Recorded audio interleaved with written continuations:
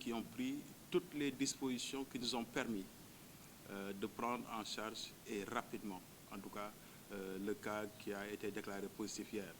Et c'est l'occasion pour moi également de donner une mention spéciale au médecin-chef du district qui s'est beaucoup investi, lui et son équipe.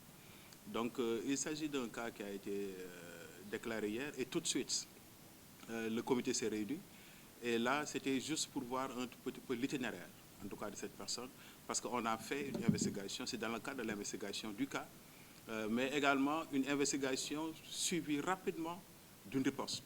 Parce que la riposte aujourd'hui, en tout cas, c'était non seulement au-delà de l'investigation de voir par rapport à ce cas, quelles sont les personnes qui sont tout autour de lui et qui pourraient véritablement être contaminées. Et là, tout de suite, tout a été fait hier. Donc, pratiquement l'ensemble de ces contacts qui aujourd'hui, après évaluation, sont au nombre de 29 qu'on a pu avoir comme contact direct. Donc, il y a 21 autres personnes qu'on va certainement prendre aujourd'hui parce que toutes les dispositions ont été déjà prises par le CRGE. Et là, il y a des réceptacles qui ont été identifiés. Et ça également, c'est l'occasion pour nous, CRGE, au nom du gouverneur, de remercier ceux-là qui ont mis à disposition, en tout cas, leur hôtel au nom du CRGE dans le cadre de la lutte contre le Covid. Donc, tout cela ont été déjà isolés et on a déjà fait l'évaluation de l'ensemble de ces cas qui ont été isolés au niveau de ces hôtels. Et présentement, également, on s'apprête un tout petit peu à aller à la rencontre des autres personnes qui restent, des autres contacts qui restent, les 21 personnes.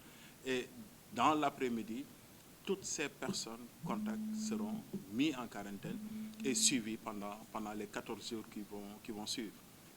Donc, le cas a été évacué, pris en charge, et aujourd'hui, son état clinique est stable. Et je pense que, en tout cas, le traitement et tout a bien démarré.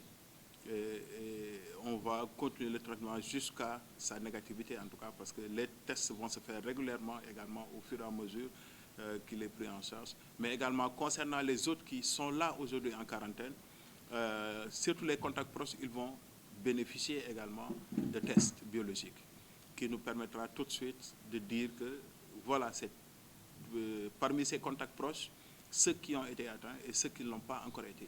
Donc, pour nous permettre d'aller plus rapidement dans le cadre de la riposte contre le Covid-19.